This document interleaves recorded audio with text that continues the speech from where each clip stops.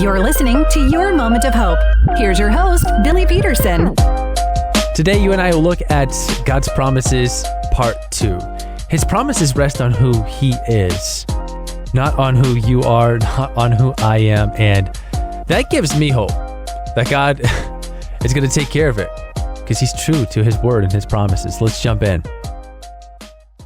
If you read the book of Genesis in the Bible closely, you can see almost every chapter somehow relates back to God's promises. With Noah, for example, God promised what seemed impossible, rain. It had never happened before.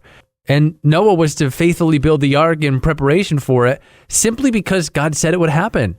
He worked and waited for over 100 years before the flood actually took place. Imagine how much faith he had in God to wait so long. He probably had plenty of doubts, especially when society didn't believe in him.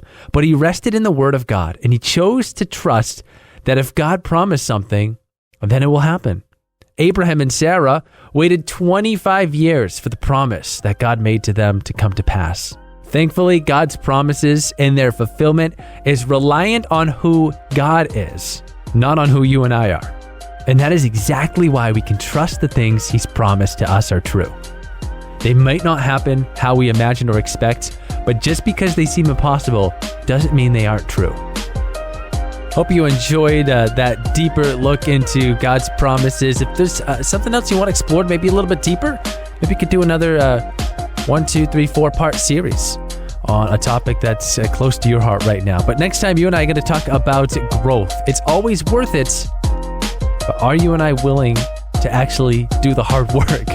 We'll jump into that next time. For now, continue to walk forward in faith, my friend. Thanks for joining the Your Moment of Hope podcast. If you'd like to keep the hope coming, download the Q997 app from your app store today.